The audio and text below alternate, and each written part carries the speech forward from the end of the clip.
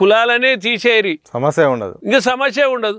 Identity ఇప్పుడు నా పేరు రవీందర్ రెడ్డి, సన్నాపు లక్ష్మారెడ్డి, అదే ఐడెంటిటీ. ఇంకా ఇప్పుడు పుట్టుమచ్చలు ఉంటాయి మనిషికి, ఇంకా అంతకంటే ఏముంటుంది, గుర్తింపుకి ఏముంటుంది ఐడెంటిటీ. అందుకనే ఆ రకమైనటువంటి పరిస్థితులు ఇట్లా వస్తే ఇప్పుడు దేశం బాగుపడుతుంది. కానీ ఈ ప్రశ్న అడిగినప్పుడు, నేను రెడ్డి జాగృతి అధ్యక్షుని అడిగినప్పుడు అయితే మాత్రం రిజర్వేషన్లను కొంత మేము వ్యతిరేకం కాదని చెప్తూనే కుల వ్యవస్థ నిర్మూలన అనేది సాధ్యం ఎట్లయితే అది కాదు, అందరిలో నాటుకొని పోయింది. ఒకవేళ ప్రభుత్వాలు టెక్నికల్గా చేసినా మనుషుల మధ్య అసమానతల్ని ఎట్లా తీసేస్తారో అది ఒక ఫిక్స్ అయిపోయారని కూడా ఆయన మాట్లాడారు. నేనేమంటున్నా అంటే అది పూర్తిగా అది వాస్తవానికి విరుద్ధమైంది. ఇప్పుడు కులం కూడుబెట్టదు. మనిషికి ఎప్పుడు స్వార్థం ఉంటుందంటే, ఈ కులం ఉపయోగించుకోవడం వల్ల నాకు బ్రహ్మాండమైన ఫలితాలు వస్తాయి, అత్యధిక లాభాలు పొందుతా అనేటువంటి ఒక స్వార్థం ఎప్పుడైతే మనసులో చొరబడుతుందో అప్పుడు కులం గురించి ఆలోచన చేస్తాడు. ఇక ఎప్పుడైతే మనం కులాలు లేవు అనుకున్నప్పుడు ఇంకేం ప్రత్యేకత ఉంటుంది మీరు చెప్పండి. ఇక ఎందుకు ప్రత్యేకత ఉంటుంది? ఐడెంటిటీ కోసమేనా? అంతే కదా. ఇప్పుడు ఐడెంటిటీ ఎందుకు? ఐడెంటిటీ ఇప్పుడు చూడండి, సపోజ్ రెడ్లే అనుకున్నాం, రెడ్లు అనేవాళ్ళు అందరు పెట్టుకుంటారు రెడ్ల పేర్లు. ఎవరు పెట్టుకుంటలేరు? రఘువీరారెడ్డి పెట్టుకోలేదా? టైటిల్ అది పెట్టుకుంటే తప్పే ఉంది. పటేల్ అంటారు. మహబూబ్నగర్ సైడ్ కూడా మున్నూరు కాపు వాళ్ళు రెడ్డి మా రెడ్లే పెట్టుకుంటారు. మరి ఎవరికేం అభ్యంతరం? నువ్వు ఈ రెడ్డి అనే పేరు నువ్వు ఇళ్ళ బుట్టకున్నా ఎందుకు పెట్టుకుంటున్నావు అంటున్నావు. మీకు అభ్యంతరం లేదైతే పెట్టుకోవడంలో, వేరే వాళ్ళు పెట్టుకోవడం ఎందుకు అభ్యంతరం వచ్చింది? దాంతో నేను అదే అంటున్నా, ఎప్పుడైతే కులం ద్వారా పొందేటువంటి కులం పేరు చెప్పి ప్రయోజనాలు ఉండవో అప్పుడు ఈ కులం గురించి ఎవ్వరు ఆలోచన చేయరు. అప్పుడు ఈకలు ఉండవు, తోకలు ఉండవు, ఇంకో గురించి అసలు ఆలోచన చేయరు. అందరికి కూడా ఏముంటుందంటే అప్పుడు ఇప్పుడు అమెరికాలో ఉన్నది అదే కదా. చివరికి అమెరికాలో ఏమొచ్చిందంటే తెల్లోళ్ళు నల్లోళ్ళు అని. అయితే ఆ యొక్క విచక్షణ కూడా ఉండొద్దని, ఆ డిస్క్రిమినేషన్ కూడా ఉండొద్దని ఇప్పుడు ఆ నల్లోళ్ళ అది కూడా తీసేసారు. అక్కడ ఎవరికంటే ఈ రిజర్వేషన్లు అనేవి ఓన్లీ స్వతంత్ర సమరయోధులకు కానీ, తర్వాత అంటే దేశం కొరకు పోరాటం చేసిన వాళ్ళు, తర్వాత ఫిజికల్ హ్యాండ్స్కాప్, ఇటువంటి వాళ్ళకు కొంతమందికి మాత్రమే రిజర్వేషన్లు ఉన్నాయి. ఇక్కడ కూడా నేనేమంటున్నా అంటే ఈ వ్యవస్థను మొత్తం మనం ఒకేసారి మార్పు తీసుకురాలేము కాబట్టి రిజర్వేషన్ల ప్రక్రియను మొత్తమే తొలగించాలనేది అది అసాధ్యమైన పని. కాబట్టి ఇప్పుడుకున్నటువంటి పరిస్థితులల్లో అవి కూడా ఎవరికి అవసరం వాళ్ళను గుర్తించాలి. ఇప్పుడు ఈ దేశంలో కానీ ఈ రాష్ట్రం వల్ల కానీ ఎంపారికల్ డాటా తీస్తే అయిపోద్ది. దాని ప్రకారంగా ఎవరికి రిజర్వేషన్లు ఉంటే కులాలు తీసేయాలి. ఫస్ట్ కులాలు తీసేసి వ్యక్తులుగా గణించాలి. ఇప్పుడు జనగణన చేస్తున్నాం కదా, జనగణన చేసిన తర్వాత ఆ జనగణనతో పాటు ఆ వ్యక్తి యొక్క ఆర్థిక స్థితిగతులను ఎంపారికల్ డాటా తీయాలి.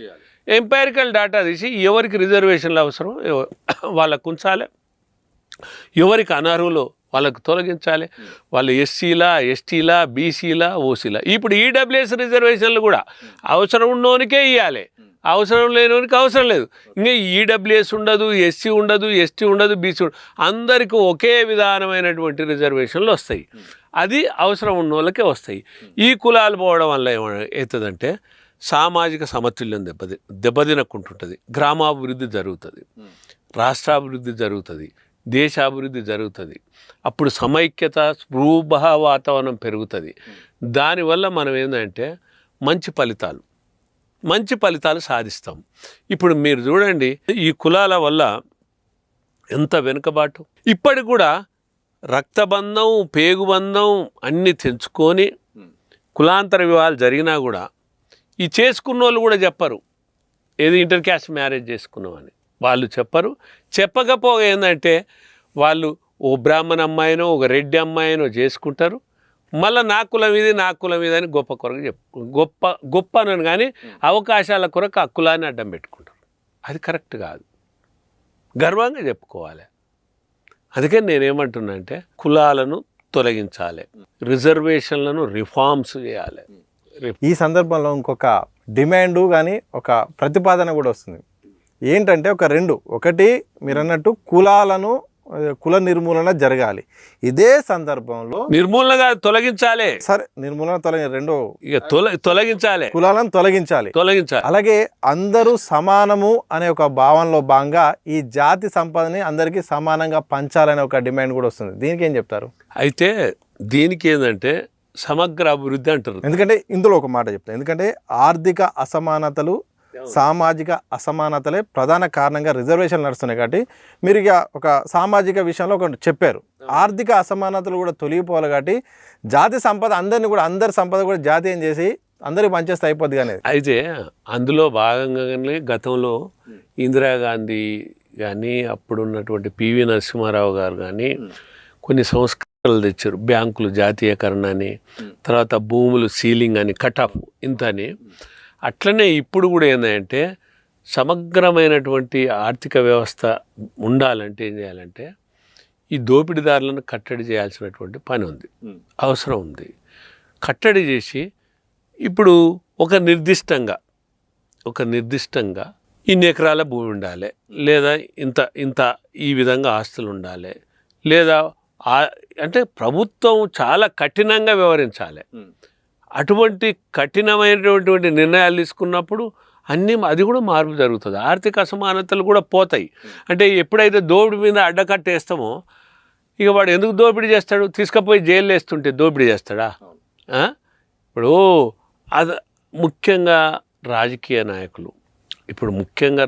నాయకులు ఏదైతే సోకాళ్ళు ఇప్పుడు ఐఏఎస్, ఐపీఎస్, ఐఎఫ్ఎస్, హైయెస్ట్ ఉద్యోగస్తులు ఉన్నోళ్ళు, వీళ్ళల్లో మార్పు రావాలి.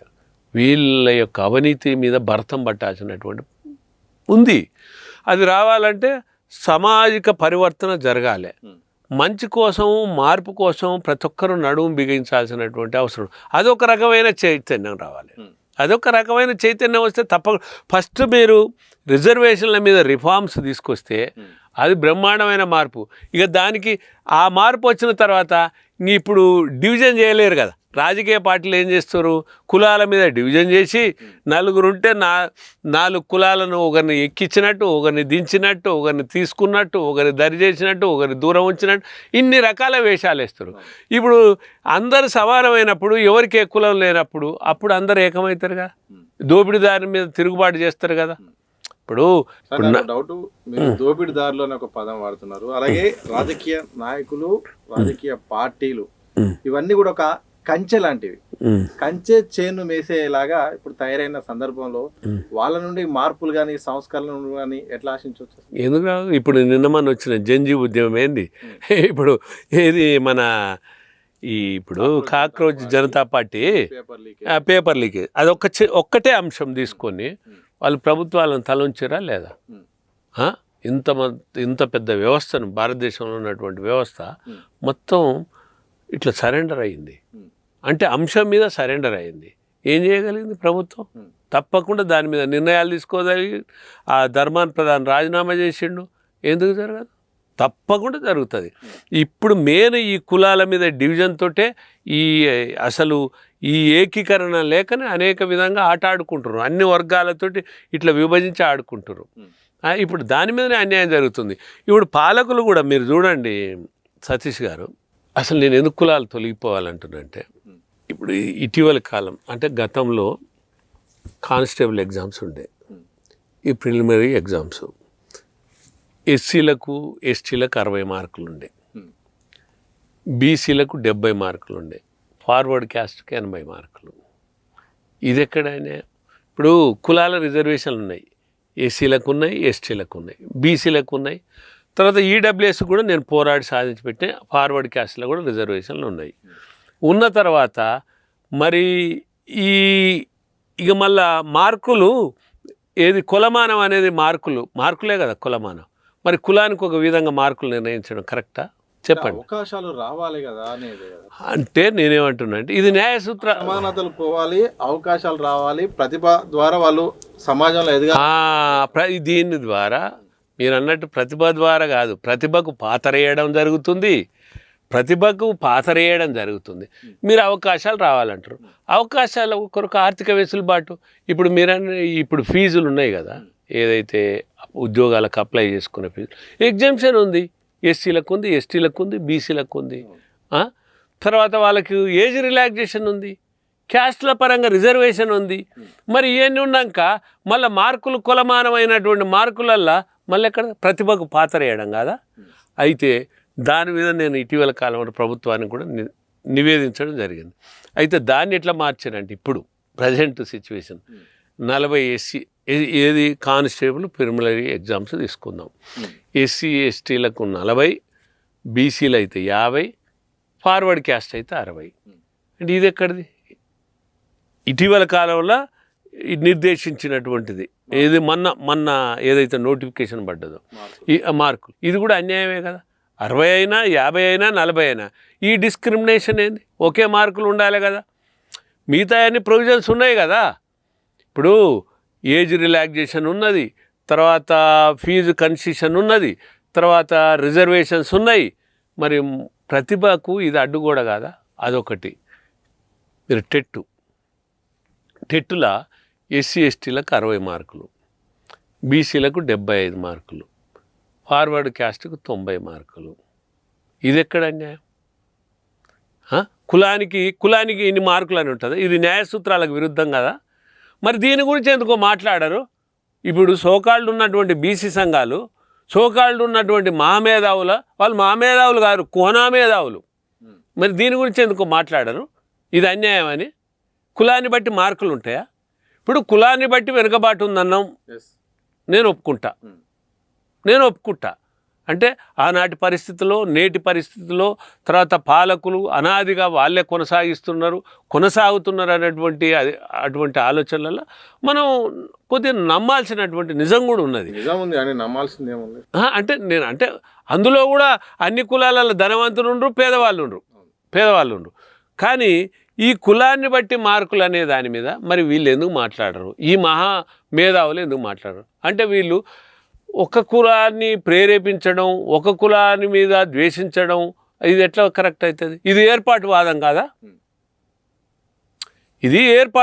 కాదా? అంటే వాళ్ళ కులాల గురించి మాట్లాడి మిగతా కులాలకు జరుగుతున్న అన్యాయం మాట్లాడకపోవడం ఏర్పాటువాదమే కదా. మళ్ళీ రెచ్చబెట్టడం. నేనేమంటున్నా కులాలు పోవాలి, దేనికైనా మళ్ళీ ఇదే పరిష్కారం. ఇప్పుడు ఈ 2 ఎగ్జాంపుల్ చెప్పిన నీకు ప్రాక్టికల్ లైవ్ ఎగ్జాంపుల్ తెలంగాణ విషయానికే చెప్పి వచ్చినప్పుడు ఈ 2 ప్రస్తుతం ఉన్న ప్రాక్టికల్ ఎగ్జామ్స్ 2 చెప్పిన నేను. అంటే నేను అంటున్నా ఇప్పుడు ఒక విమానం నడిపేవాడు ఉన్నాడు, అతనికి శిక్షణ సామర్థ్యం అవసరమే కదా. మరి శిక్షణ సామర్థ్యం అనేది ప్రతిభతోటి సెలెక్ట్ అయ్యేటువంటిది. మరి సామర్థ్యం లేని వ్యక్తి ఉంటే తన ప్రాణాలు మొత్తం, అంటే అనేక మంది ప్రాణాలు తన మీద ఉంటాయి. ఒక సైంటిస్ట్ అట్లే అనుకో, ఒక సైనికుడు అనుకో, ఏదైనా ప్రతిభే కదా కులం. మనం ప్రతిభ లేనివనైతే మనం అందలం ఎక్కియలేం కదా. మరి అందలం ఎక్కియలేనప్పుడు దానివల్ల జరిగే పర్యవసనాలు ఇవే కదా. నష్టాలు కష్టాలు జరుగుతాయనే కదా. మరి అటువంటి అప్పుడు మరి ఈ మార్కుల వల్ల ప్రతిభ దెబ్బతింటుంది కదా. ఈ మార్కులు అనేటువంటి కొలమానాన్ని అందరికీ ఒకే విధంగా లేకపోతే దెబ్బతింటుంది కదా. నేను అడుగుతున్నా, మరి రాజకీయ నాయకులు ఇప్పుడు ఇవి ఉన్నాయిగా, స్థానిక సంస్థలు అనుకో, లేదా ఎమ్మెల్సీలు అనుకో, ఎమ్మెల్యేలు అనుకో, ఎంపీలు అనుకో, ఏదైనా ఉండని. మరి వాళ్ళకు కూడా ఎస్సీ ఎస్టీలు అయితే 20 మార్కులకే 20% ఓట్లతోటే గెలవాలి. 3 పోటీ చేస్తారండి. ఒక ఎస్సీ ఎస్టీ, ఒక బీసీ, ఒక ఫార్వర్డ్ క్యాస్ట్ చేస్తాడు. 3 పోటీ చేస్తే ఎస్సీ ఎస్టీ అయితే 20% ఓట్లకే గెలవాలి, బీసీ అయితే 25% ఓట్లకు గెలవాలి, లేదా ఎఫ్సీ అయితే 30% ఓట్లకు గెలవాలి. అట్లా పెట్టవానండి మరి రాజకీయ నాయకులకు. మరి అట్లెందుకు పెట్టరు? మరి పెట్టాలి. మరి ఇప్పుడు ఉద్యోగాలలోనే ఇట్లా అంటారు. ఉద్యోగాలేమో అసలు ఉద్యోగాలు అనేది ఏంటంటే ప్రతిభ అనేది ఇది. ఈ ప్రతిభ వల్ల ఏంటంటే నష్టాలు కష్టాలు జరుగుకుంటుండేది ఇది ఈ ఉద్యోగాలలో. నేను కొన్ని ఎగ్జాంపుల్స్ చెప్పిన కదా. ఒక సైనికునిగా, ఒక విమానం తోలే వ్యక్తిగా, లేకపోతే రకరకాల విషయాలు మీకు చెప్పిన. అట్లనే ఇప్పుడు ఈ రాజకీయం వల్ల మరి నష్టమేం లేదు. మరి ఎస్సీలకు ఎస్టీలకు తక్కువ ఓట్లు వస్తే గెలిచేటట్టు మీరు అట్లా చట్టాలు లేండి. అంటే నేనేమంటున్నా అంటే ఈ రాజకీయ నాయకులకు చిత్తశుద్ధి లేదు. అంటే ఎంతసేపు ఉన్నా వాళ్ళకెసరు రావద్దు, వాళ్ళ పదవులకు ఎసరు రావద్దు, వాళ్ళకు నొప్పి తెలియదు కదా. కానీ ఇక్కడ ఈ 1-2% ఉన్నటువంటి విద్యా ఉద్యోగాలల్లో ఈ విధంగా డివిజన్ తేవడం వల్ల ప్రతిభ దెబ్బతినడంతో పాటు సమగ్ర అభివృద్ధి దెబ్బతినడంతో పాటు సంఘర్షణ వాతావరణం వస్తుంది. ఇది ఎవరు కల్పిస్తారు? రాజకీయ నాయకులు. ఎవరు కల్పిస్తారు? ఈ ప్రభుత్వాలు ఏలుబడి ఉన్నోళ్ళు. కాబట్టి ఇదేందో మరి వాళ్ళకి పెట్టండి. ఎమ్మెల్యేలు ఎంపీలకు తక్కువ ఓట్లు వచ్చినా, నేను డిమాండ్ చేస్తున్నా దిశ టీవీ ద్వారా, తక్కువ ఓట్లు వచ్చినా కానీ గెలిచేటట్టు ప్రకటించండి. 25% ఓట్లు వస్తే ఎస్సీ ఎస్టీలు గెలిచేటట్టు, 35% వస్తే ఫార్వర్డ్ క్యాస్ట్. అంటే ఇట్లా డిఫరెంట్ పెట్టండి. దేనికి ఒప్పుకోరు? ఎందుకు ఒప్పుకోరు? మరి ఉద్యోగాలలోనే వాళ్ళంతటా వాళ్ళకే. ఇప్పుడు వాళ్ళు ఒక ఆలోచన రహితంగా చేయొచ్చు కానీ మరి దీనికి ఎందుకు ఒప్పుకోరు? ఇప్పుడు ఈ రాజకీయ నాయకులతోటి మాకు వచ్చే నష్టమేం లేదు, మాకేం కొంపలు మునిగిపోయేదేం లేదు. ఎందుకంటే ఎస్సీ ఎస్టీ బీసీలు అయితే మాకేం నష్టం? వాళ్ళు మంచిదే, వాళ్ళు చట్టసభలో పోతే మాకు కూడా మంచిదే. ఎందుకంటే వాళ్ళు రాజ్యాధికారంలో ఉంటే మాకు రాయితీలు అన్నీ వస్తాయి. ఈ రాష్ట్రంలో కానీ ఈ దేశంలో కానీ 4వ వంతు జనాభా ఉంది, అగ్రకులాల జనాభా. ఈ 4వ వంతు జనాభా ఉన్నటువంటి వాళ్ళకు రెడ్లు అనుకో, బ్రాహ్మణులు అనుకో, వైశ్యులు అనుకో, క్షత్రియులు అనుకో, కమ్మలు అనుకో, కాపులు అనుకో, బలిజలు అనుకో, ఒంటరిలు అనుకో, తెలగలు అనుకో, వెలమలు అనుకో, ముస్లింలు అనుకో, తర్వాత సిక్కులు అనుకో, బుద్ధులు అనుకో, గుప్తలు అనుకో, ఇట్లా అనేక మంది. ఈ పటేళ్ళు అనుకో, గుజ్జలు అనుకో, ఇట్లా దేశానికి వస్తే ఇట్లా రకరకాలుగా ఉన్నటువంటి వాళ్ళ ఈ కులాలలో 4వ వంతు జనాభా ఉంది. ఈ 4వ వంతు జనాభా ఉన్నటువంటి వీళ్ళకు ఒక కార్పొరేషన్ లేదు, ఒక కమిషన్ లేదు, ఈబీసీ కార్పొరేషన్ లేదు. కార్పొరేషన్ ఎందుకు ఉండాలంటే ఇప్పుడు ఎస్సీ ఎస్టీ బీసీలకు ఉంది, వీళ్ళకు ఉండాలన్నా వద్దా? ఏదో వీళ్ళు కూడా స్వయం ఉపాధో, పావుల వడ్డీ రుణాలు, లేకపోతే ద్వారా నిరుద్యోగ ఉపాధి, ఏదో ఒకటి అవకాశాల కొరకు వీళ్ళకు కూడా ఒక కార్పొరేషన్ ఉండాలి కదా, వీళ్ళకు ఒక డిపార్ట్మెంట్ ఉండాలి కదా, లేదు. అదేవిధంగా వెల్ఫేర్ డిపార్ట్మెంట్ లేదు. ఇప్పుడు ఏదన్నా ఒక దరఖాస్తు పెట్టుకోవాలంటే ఇప్పుడు ఫార్వర్డ్ క్యాస్ట్ అయితే ఆర్యవైశ్య కార్పొరేషన్ అట్లా ఉంది కానీ ఇటీవల కాలంలో కొన్ని కులాలకు వేసారు, డిపార్ట్మెంట్ లేదు, వెల్ఫేర్ డిపార్ట్మెంట్ లేదు. ఈ కులాలకు వెల్ఫేర్ డిపార్ట్మెంట్ లేదు. ఎస్సీలకు వెల్ఫేర్ డిపార్ట్మెంట్ ఉంది, ఎస్టీలకు ఉంది, బీసీలకు ఉంది. మరి వీళ్ళకి వెల్ఫేర్ డిపార్ట్మెంట్ ఉండాలి కదా. అదేవిధంగా కమిషన్ ఉండాలి. అంటే ఈ కమిషన్ కూడా ఎందుకంటే వీళ్ళ ఆర్థిక స్థితిగతులు అధ్యయనం చేయడానికి, అదేవిధంగా వీళ్ళలో వెనుకబాటు ఉందని గుర్తించడానికి, వీళ్ళకు ఏమన్నా అవమానాలు మిగతా కులాలు ద్వేషించినప్పుడు, దాడులు జరిగినప్పుడు స్పందించడానికి హక్కుల కొరకు ఒక కమిషన్ ఉండాలి. ఎస్సీలకు ఉంది, ఎస్టీలకు ఉంది, బీసీలకు ఉంది. మరి ఫార్వర్డ్ క్యాస్ట్ కమిషన్ లేదు. ఇంతెందుకు స్టడీ సర్కిల్ ఉన్నాయి, ఎస్సీలకు ఉన్నాయి, ఎస్టీలకు ఉన్నాయి, బీసీలకు. నేను వద్దంటలేను, వాళ్ళకి ఇంకా మెరుగైన ఇవ్వాల్సిందే. కానీ దీంట్లో కూడా ఒక ఐఏఎస్ఓ, ఒక ఐపీఎస్ఓ, ఒక ఐఎఫ్ఎస్ఓ చదవాలంటే లక్షలాది ఫీజు కట్టి చదవలేడు కదా. వీళ్ళల్లో కూడా పేదరికం ఉంది కదా, అగ్రవర్ణాలను పేదలు ఉన్నారు. మళ్ళీ వాళ్ళకు ఒక స్టడీ సర్కిల్ ఉండాలి కదా. ఎందుకు పెడతలేవు ఈ ప్రభుత్వాలు? 4వ వంతు జనాభా ఉన్నాయి కదా. మరి వీళ్ళ కొరకు ఎవరు ఆలోచన చేయాలి? మీరేమన్నా అంటే మీరని కాదు, ప్రతి వాళ్ళు ఏమంటారు, మీరే రాజ్యాధికారం, మీరే ముఖ్యమంత్రి, మీరే మంత్రులు, మీరే ఎమ్మెల్యేలు,